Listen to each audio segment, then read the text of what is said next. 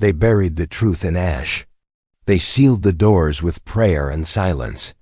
But some fires refused to die. In 1847, something entered the Blessed Mercy Infirmary that tore through faith, science, and the human mind like a blade through linen. Her name was Latoya, and what followed her was not madness, it was memory, ancient memory. The kind that hums beneath floorboards, speaks in tongues beneath breath, and awakens only when enough blood has been forgotten. This is not a ghost. Story. This is a reckoning. For 37 days, 7 doctors watched the world as they knew it disintegrate, and 3 of them vanished from medicine forever. Not because they failed to understand her, but because they understood too much. The last one kept a journal, hidden in his attic, its pages warped by time and guilt. And in those pages lies a single message repeated again and again. We treated her body. We never touched what followed her soul. You were never supposed to hear this story. But now you will. The town of Millbrook, Massachusetts, slept under a veil of frost that winter. Nestled just northwest of Salem, yes, that Salem. It wore the pretense of peace, the kind that small towns wrap themselves in after burning their pasts. But Millbrook had never healed from the spiritual fractures of 1692. The same soil that drank the blood of the accused now housed white-steepled churches that watched its people like sentinels. And at the center of it all, the Blessed Mercy Infirmary, part hospital, part holy court. Reverend Ezekiel Whitmore, the founder, had carved it into stone. Healing begins with confession, ends with submission. To him, illness was a flaw of faith. To his physicians, Harvard men all, it was a war between reason and revelation. But even they weren't prepared for Latoya. She arrived on January 15th, wrapped in cotton thin as parchment, dragged through snow in a black carriage, driven by a man who refused to speak. They found her curled in the arms of winter, lips pale, but uncracked, eyes wide but unblinking, no frostbite, no bruising, just a quiet that clung to her like smoke. And yet, the moment she stepped through the hospital doors, warmth returned to the East Wing's pipes for the first time in weeks. Dr. Jonathan Aldrich, meticulous and God-fearing, conducted the intake. Name? He asked. Latoya, she whispered. Nothing more. He noted her pulse, her clarity, her strength. Physically, she was perfect, too perfect. But her eyes followed things that weren't there. Her ears turned to sounds that hadn't happened yet, and when asked her religion, her body convulsed. Her mouth poured syllables like oil, thick, foreign, untraceable. Not Latin, not Greek. Dr. Brennan, the youngest physician and a scholar of tongues, admitted defeat. It's a composite, he said. African, Caribbean, ritualistic, old.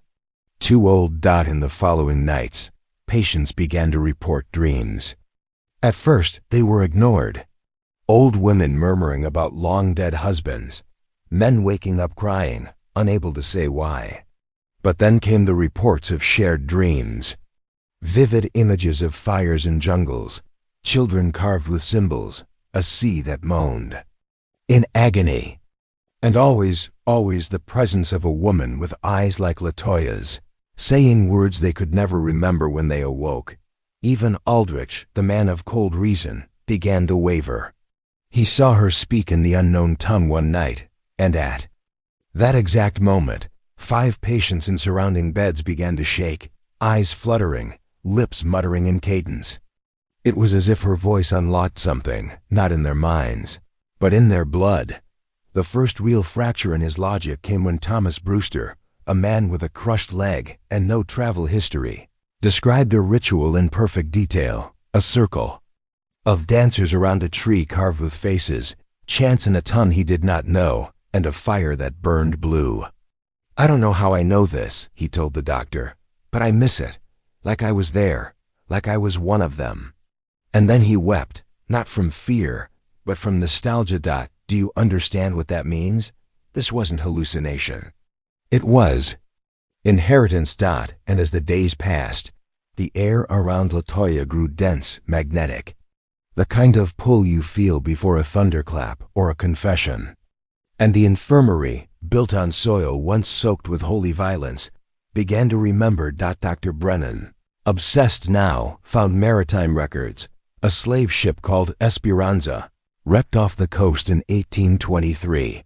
One survivor, a child 4 years old, listed as Latoya, taken in by a religious family in Peabody, disappeared 3 years later. A note left behind, written in the same symbols Latoya now spoke. If she was that child, she should be 28. She looked no older than 22, and when shown the ship's name, she fell into sobs, clutching the brass locket that had never left her neck. "I remember," she whispered. "I remember drowning. I remember being pulled back. I remember fire underwater." Aldrich tried to reason. Maybe trauma had twisted time in her mind. But when Latoya looked into his eyes and said, "Doctor, you forget. I remember being old. I remember being buried." Time is not linear when blood remembers differently. He stopped writing and started listening. She called it the inheritance, not a curse, not a gift, a burden. "There are some bloodlines," she said, "that carry more than genes. They carry memory. Not the kind in your brain, but the kind that lives in your bones. Passed down through chance, through ritual, through silence. Passed down when the world tried to erase you, when they tore names from tongues, when they baptized away gods, when they dragged children into churches and forced prayers into their mouths. Still something survived. And now, in 1847, it had returned to a town built by the same hands that once condemned witches, to a hospital funded by men who still believed suffering was divine punishment. Latoya wasn't sick. She was a mirror. What she reflected was intolerable. If you're still watching, you're already feeling it.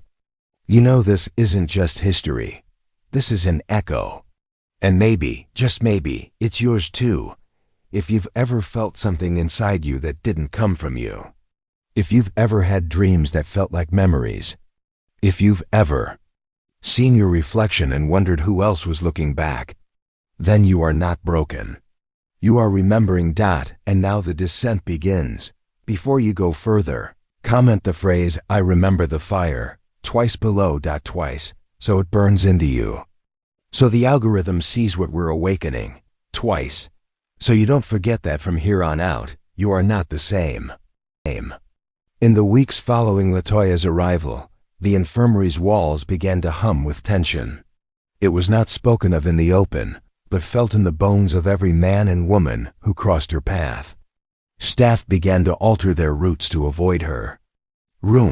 Others lingered too long. And through it all, Latoya remained calm, almost disarmingly so. She never raised her voice. She never argued. But her silence had weight.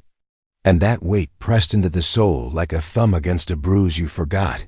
You had. Dr. Aldrich found himself waking at odd hours, compelled to reread old entries in his journals, looking for patterns he hadn't seen before. He had once believed that science and faith could live side by side, twin pillars of human understanding. But now he was beginning to suspect that both were shadows cast by something older, something that had no name in the languages he knew, something that moved through time like smoke through cracks. The ministers continued their weekly observations.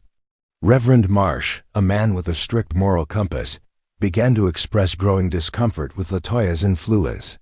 "She makes people feel things they should not feel," he told Dr. Aldrich during one meeting. "Peace without prayer, vision without scripture, healing without repentance. This is not the work of the Lord. It is the imitation of salvation." But Reverend Blackwood, whose Baptist upbringing allowed room for the mysterious, disagreed. He had sat in Latoya's presence more than once and emerged with tears he could not explain. "There is pain in her," he said. "Yes, but there is truth too. She is not a prophet nor a demon. She is something in between. A bridge, maybe, between what was taken and what refuses to be forgotten." Patients continued to report unexplainable experiences. A man with a fractured spine regained partial sensation in his legs after requesting to be moved near her. A woman suffering from postpartum psychosis suddenly began recalling details from her childhood with eerie clarity. And then there were the dreams, always the dreams. Some described ancestral memories, speaking tongues they'd never learned, mourning people they'd never met. Others had visions of chains breaking, of fire swallowing temples, of voices rising from deep within the earth, not in anger, but in terrible grief. Sister Mary Catherine found herself torn. Her vows bound her to the church, but her spirit responded to Latoya in ways she had no theological framework for. During one late-night vigil, she sat outside Latoya's room, whispering prayers in Latin. Latoya stirred and softly whispered back, not in Latin, but in something deeper, and yet the sister understood her. "It is not the devil that speaks through her," she confessed later to Dr. Brennan. "It is memory, holy, terrible memory." By early February, Dr. Aldrich had abandoned the idea that Latoya's condition could be diagnosed through conventional means. He began studying older texts, forgotten medical treatises, spiritual records, and private journals from physicians who had treated unusual cases during the plagues and famines of earlier centuries. He noticed a pattern. Certain individuals, mostly women, often outcasts or foundlings, were reported to affect those around them in inexplicable ways. In every case, the surrounding institution, whether church or hospital, sought to either suppress or expel them. These women shared traits: knowledge without schooling, empathy that bordered on possession, an ability to awaken memory in others, not just emotional memory, but generational memory. And every one of them was accused, eventually, of being dangerous, of being unnatural, of being wrong. Latoya fit the pattern perfectly, and that terrified him. The ministers requested a formal theological inquiry. They brought with them written testimonials from local clergy and notes taken from their sessions with patients who had interacted with Latoya. The reports were unnerving. One patient spoke of hearing hymns in her dreams, not Christian ones, but songs she claimed came from before the churches. Another reported waking up in the middle of the night and seeing her childhood dog beside her bed, wagging its tail, although it had died 15 years prior. Another still claimed she had dreamt of being held under water, only to wake up gasping for breath, her bedsheets soaked in salt water.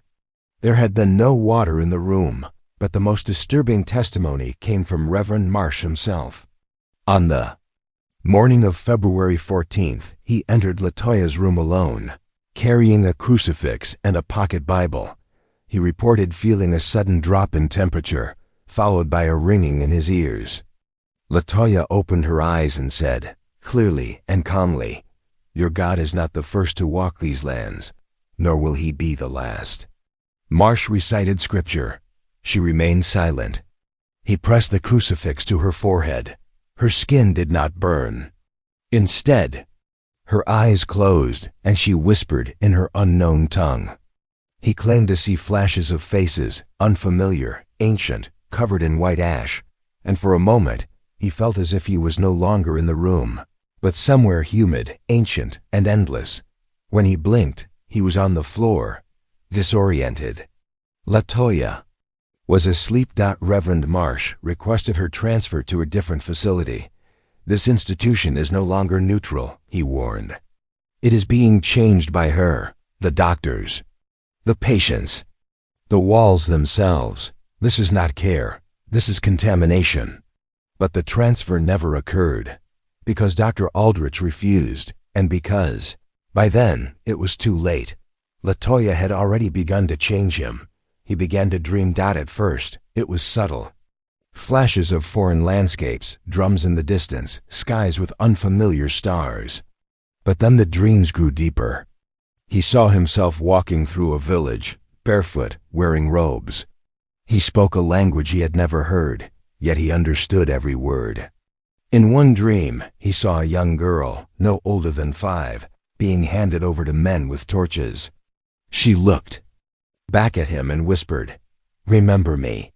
He woke with his heart pounding, tears in his eyes, and the taste of smoke in his throat. And in the hallway outside his room, the oil lamp flickered. Though there was no wind, he began to write furiously. In his journal, filling page after page with symbols he didn't recognize. He couldn't explain it. His hand simply moved, as if guided. When he showed the symbols to Dr. Brennan, the young physician turned pale. "These," he whispered, "are similar to the inscriptions found in West African ritual tablets from the 1600s. I studied them in Boston. But they were never translated. The implications were impossible. Unless memory could pass through blood, not just knowledge, but experience. Unless certain people carried echoes, not metaphorical echoes, literal ones. Latoya was not just remembering. She was reactivating, and her presence was awakening things in others, things long buried beneath the illusion of civilization. By February 20th, patients began reporting more than dreams. They spoke of voices guiding them, telling them truths they had never dared confront. Some claimed their ailments were rooted in emotional wounds, generational ones, shame inherited from parents, fear shaped by the silence of ancestors. They began to speak their traumas aloud. They cried openly. They laughed without restraint. Some even began to sing songs they had never heard before, melodies that made no sense in 1847, but felt older than the Bible. And in every case, they improved. But not everyone. One patient, Jacob Morrison, began to deteriorate rapidly. He reported visions of being a slave owner, beating men who looked like Latoya. He had never owned slaves, he claimed, and yet the memories came with vivid detail. The layout of a plantation, the crack of a whip, the cries of men chained.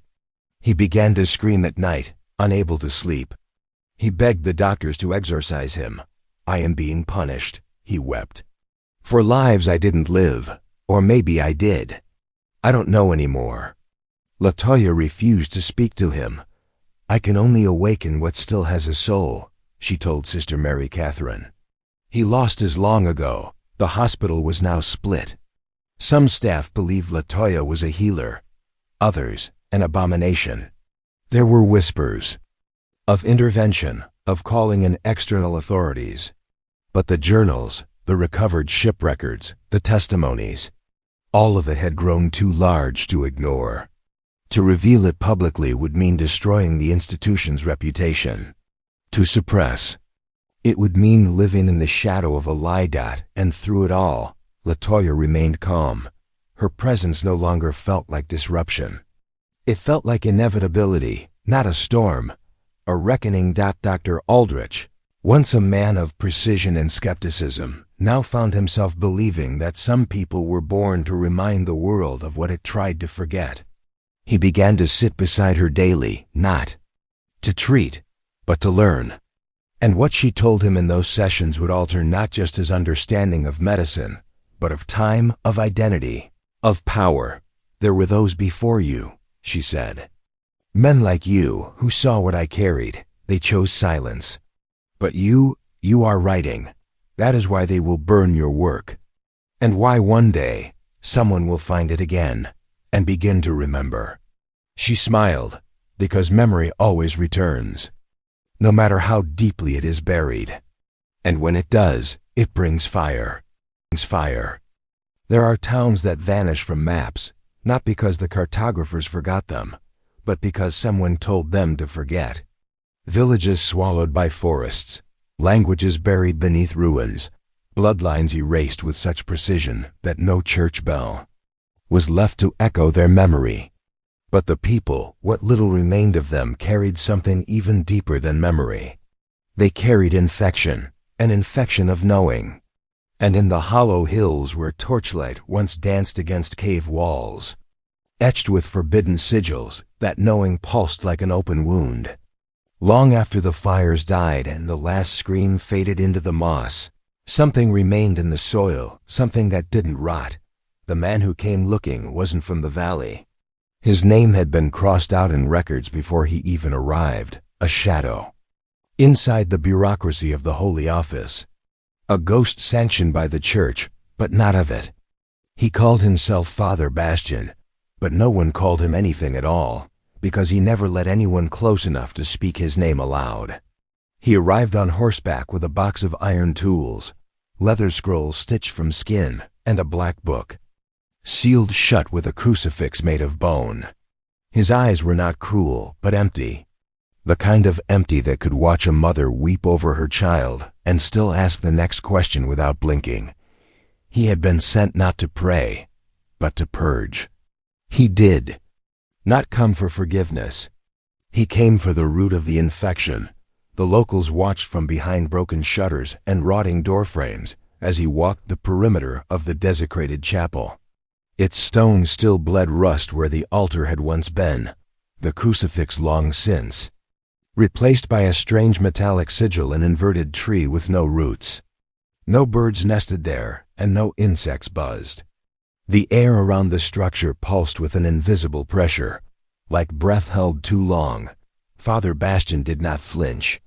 He circled the building 3 times, muttering not in Latin but in a tongue older than any monastery's archives. When he stopped, he opened his book not to read, but to listen. The pages flipped themselves, as if guided by unseen fingers, and stopped on one single illustration, a woman with eyes stitched shut, and a crown of hands holding her head aloft like an offering. Bastian whispered one word forgotten by most, remembered only in nightmares, and the wind stopped, completely, as though nature itself was waiting for what came next. The village's elders, those who had dared remain behind after the last purge, gathered that night at the dying hearth of the inn. They drank from cracked goblets of wormwood tea and muttered through toothless mouths. The old woman who ran the inn said she had seen it before, in the winter of '54. A man just like Bastian, same eyes, same silence, same end.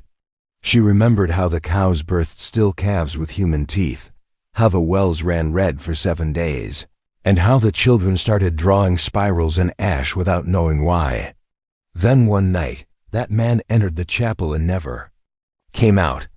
The next morning, the doors were open, but he was gone, and so was every child under the age of 7. Not a scream, not a cry. Just the wind returning, and the sky turning a shade of gray that had no name. Bastian heard none of this. He was beneath the chapel now, in the catacombs no priest had dared enter for centuries. The walls were wet with something thicker than water, and the bones piled in corners bore marks, not of decay, but of carving. Each femur etched with symbols, each skull drilled clean through the crown. He counted 17 skulls, all child-sized. In the center of the chamber was a slab of stone so smooth it looked like water, and resting on it a mask. Human skin, stretched thin, eyes sewn shut with strands of raven hair. He did not touch it. He only sat and waited. Night came, and with it the silence that makes a man question the shape of his own shadow. Bastian did not move. Not even when the mask began to hum. Not even when the walls began to drip blood. The ritual had begun, and he was no longer Bastian. He was a conduit, a gate, a name spoken backward. The people of the valley would not sleep that night. They would dream, yes, but not their own dreams. They would dream of fireless suns and oceans made of teeth, of women who birthed books instead of children, and those books screaming when opened. And at the edge of those dreams stood the chapel, its doors open, its basement breathing. 3 days passed. No one dared check on the man from the church. The ground grew soft beneath the chapel, and dogs began to howl at midday. Then, just as the village prepared to flee, the doors opened. Father Bastian stepped out, barefoot, his robes soaked with something black and steaming. In his hands, he held nothing. His eyes were still empty, But now, something swam in them. Something that wasn't his. He did not speak. He only nodded once and began walking north, leaving wet footprints that burned the grass wherever he stepped. The elders sent no one after him. They knew better. But the youngest girl in the village, mute since birth, walked to the chapel the next day and retrieved the mask. She did not cry. She did not smile. She simply wore it. That spring, the crops returned for the first time in 20 years. The fields bloomed with unnatural speed, and the children grew taller than their fathers. The plague that had stalked the valley vanished. For a while they rejoiced. For a while they believed the darkness had been lifted. But the girl with the mask never aged. She sat in the chapel, cross-legged, eyes closed. And every full moon, she whispered names into the earth. Names of ancestors no one remembered. Names of kings who had never ruled. Names that made the birds fall from the sky when spoken aloud. Years passed. Generations died. But the valley remained. Untouched by war, untouched by drought. Pilgrims came and were turned away.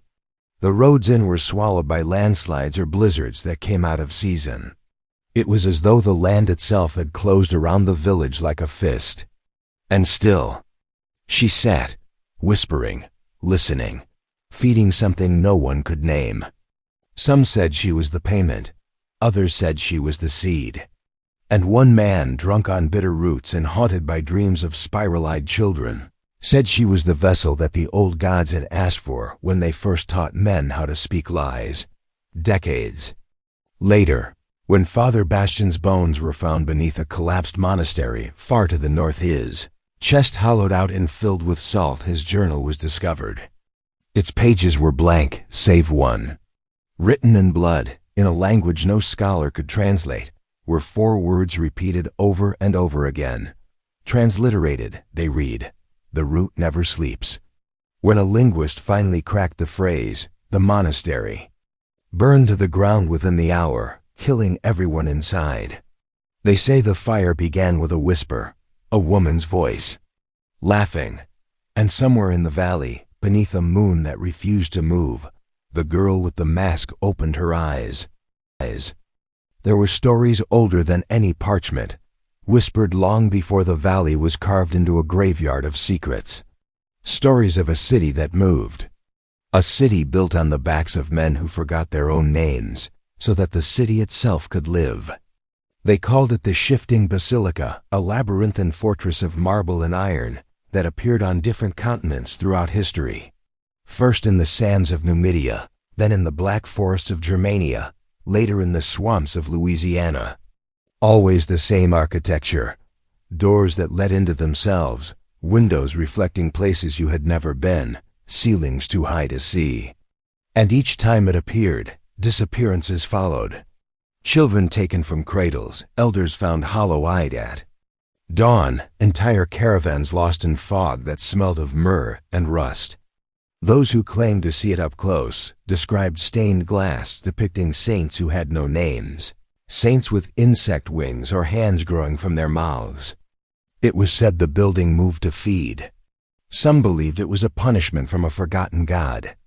Others believed it was God itself rejected and malformed, limping between realities, hungry for devotion and blood. In 1712, an English priest named Father Eliot Stave claimed to have mapped the inner structure of the basilica after it appeared in the foothills near Krakow.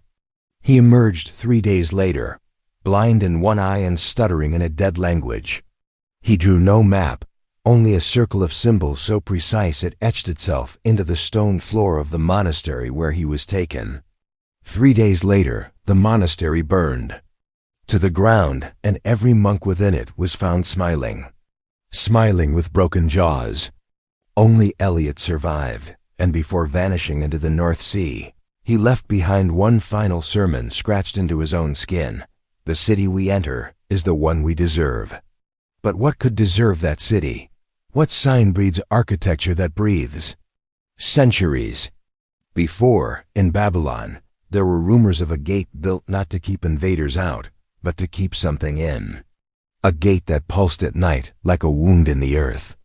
The legend tells of a young boy, the son of a temple priest, who would sit before it and hum lullabies taught to him by a voice beneath the stones. They said the boy grew taller each year without aging. His eyes turned black, then gold, then a shade no one could describe. When the gate finally opened, the priests were found stripped of their skin, but seated in perfect lotus position, eyes staring into a hole in the air where the gate had been. That hole is said to still exist in the sublevels of what is now modern day Baghdad, sealed by 20 meters of concrete, guarded not by soldiers, but by silence, the kind of silence that bends radios and crushes thought. And those who go near it report hearing a boy humming lullabies in a language that doesn't echo. Across the sea, in the early 1800s, something began to rot beneath the White House. Not a metaphor, not a political jest. Physical rot. Engineers, excavating new infrastructure, encountered an entire chamber buried under what should have been solid earth. Oval in shape, filled with mirrored walls that showed no reflections. The workers who entered it were never quite the same. One tried to gouge out his own shadow, claiming it was watching him. Another stopped speaking English and wrote letters in Aramaic letters addressed to the original architect. The chamber was sealed, buried again. But it left behind a draft, an air current cold as death that no one could source.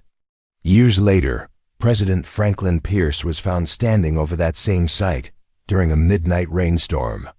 When questioned, he simply said, "I thought I heard the door open." And Pierce, who history remembers as melancholic, wrote in his private journal of seeing a city in his dreams. A city without streets, only altars. The correlation was clear to those who paid attention. Wherever power congealed, be it spiritual, political, or monetary, the shifting basilica left traces. In 1937, during the excavation of a collapsed tunnel in Nazi-occupied Poland, troops uncovered murals of buildings no Polish architect could identify. The murals were dated back to the 9th century, yet they depicted electrical wiring and star maps accurate to modern satellites. Within the murals were blueprints for a device, a compass not pointing north, but inward. Inward toward what? That part was destroyed before anyone could decipher it. Rumor held that Himmler himself declared the site sacred to older blood. And though it was sealed, years later survivors of the nearby village claimed to see lights beneath the earth, pulsing like the heartbeat of something sleeping, something waiting. There's a pattern, if you can bear to see it. Every civilization that reaches a certain peak of arrogance, of progress, of self-declared divinity, brushes against this thing, the city that moves, that feeds. Sometimes it appears as a vision in the dreams of mystics, other times as a physical place discovered by accident or misfortune. But always it takes something. Memory, language, lineage.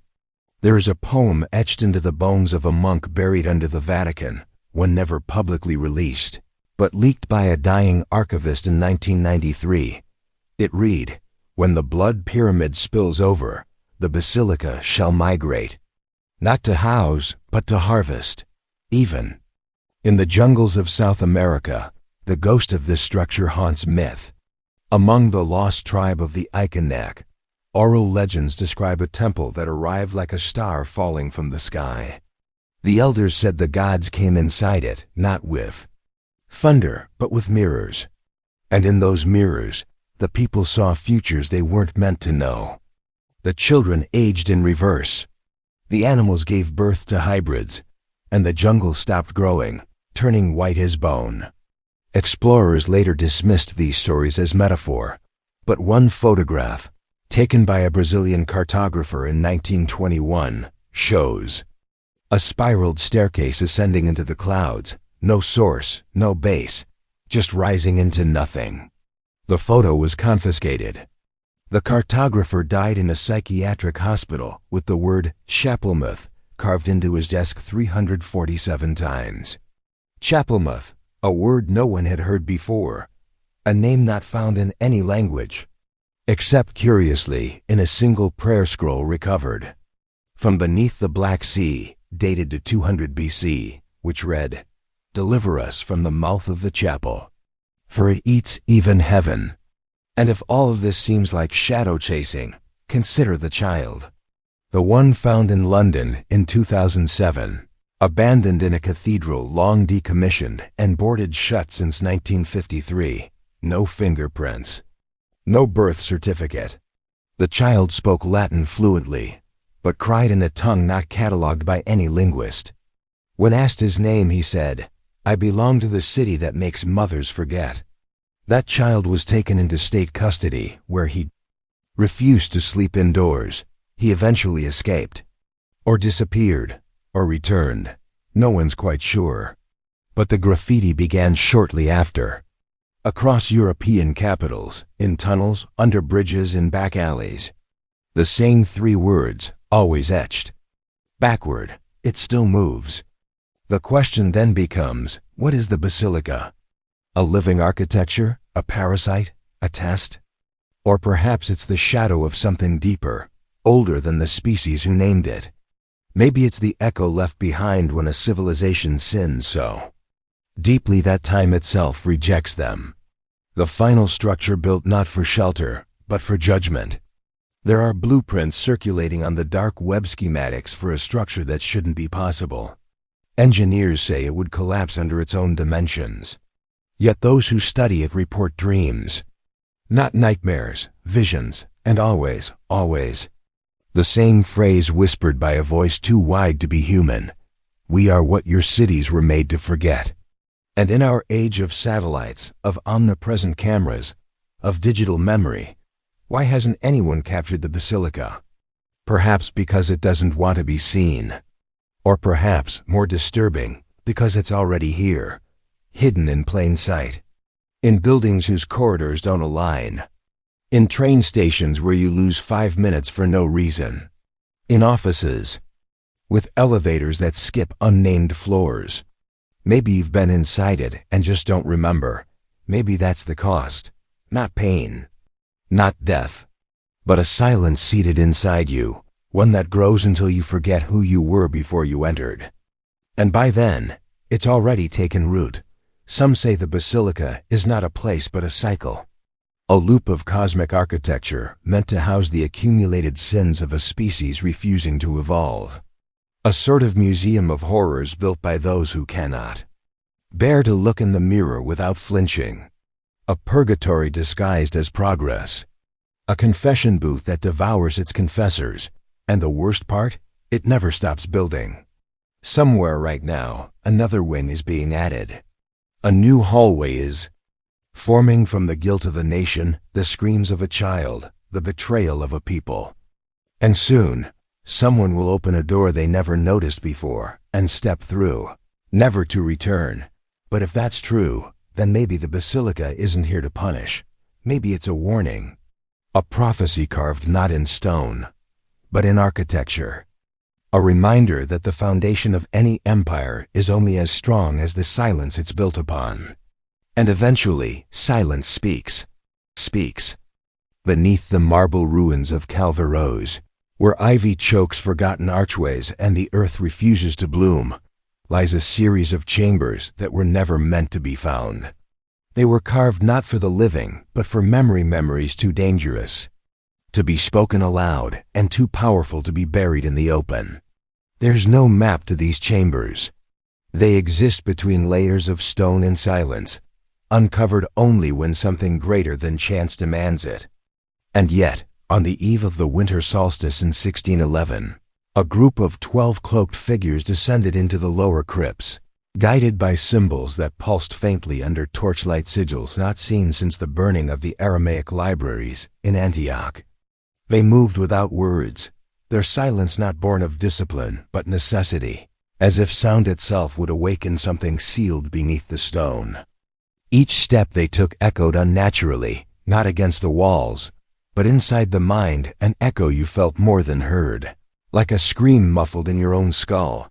Among them was a man named Father Remiel, a Jesuit priest excommunicated for preaching that God did not live above, but beneath. He believed that the soul was not lifted toward heaven, but dragged downward, into what he called the infinite memory, where all deeds, holy and unholy, were recorded in perfect silence. According to Remiel, these chambers were not graves, but mirrors of humanity's darkest covenant, the contract we made with fear to survive. And now, under centuries of dust and rot, the time had come to reclaim what was hidden. As they entered the lowest level of the crypt, the air grew colder, but not with the chill of winter. It was the kind of cold that tightens around the ribs, the kind that does not allow breath to return fully, like being watched by something ancient and unliving. Torches dimmed, flames shrinking in defiance, and on the final step, they found the gate. It was not a door, nor a seal, it was an eye, carved of obsidian and quartz, wide open and weeping salt. They knelt before it not out of reverence, but instinct. Something within them remembered this shape, as if it had watched them in dreams. They never recalled. Father Remiel placed his hand against the stone, and it was warm. Not like fire, but like skin. A living pulse throbbed beneath it, faint but undeniable. The others followed, placing their hands atop his, forming a grotesque star of flesh upon the black eye. The wall shuddered, not violently, but intimately like a breath held too long being released. The stone receded inward, curling open like petals in reverse, revealing a corridor that glowed faintly blue with no visible source of light. This corridor was narrow, almost suffocating, and lined with glyphs that flickered subtly when passed. One of the figures, the youngest among them, began to mutter to himself words in no known tongue, a language that tasted of copper and ash.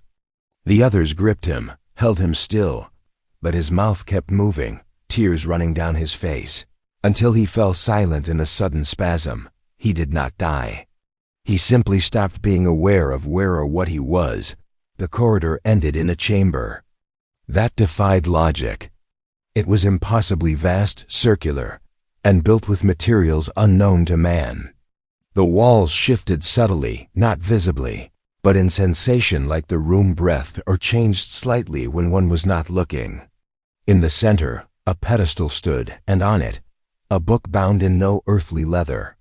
It pulsed slightly, like something still growing.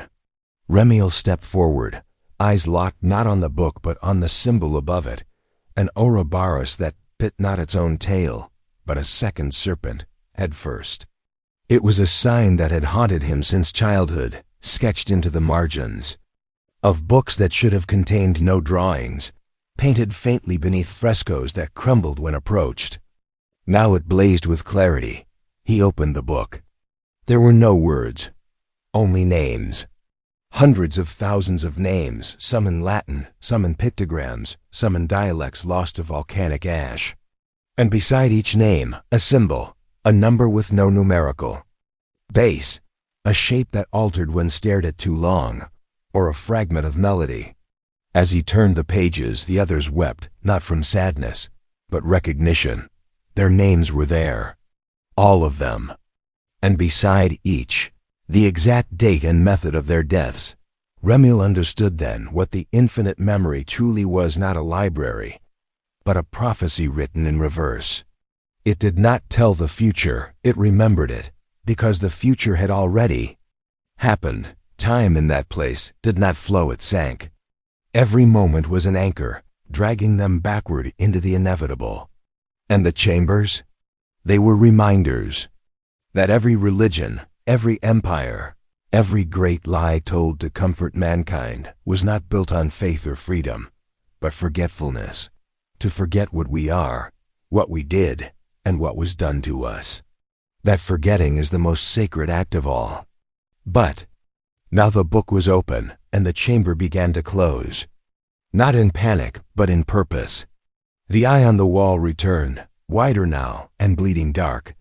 The figures began to chant not from memory, but from the language etched onto their bones, the language all flesh remembers when close to extinction. Their voices formed not a song, but a structure and architecture of sound that rebuilt the room as it collapsed. And in the final instant before darkness consumed them, Remiel smiled. Because he knew the book had already written this moment. And if it was written, it would always be, centuries later. In 1994, construction crews digging for a subway line in southern France reported strange interference with their instruments. Machines shut down, compass needles spun erratically. Workers began experiencing vertigo, nosebleeds, and vivid dreams of drowning in black liquid. The project was abandoned, and the tunnel sealed without explanation. But two archaeologists returned.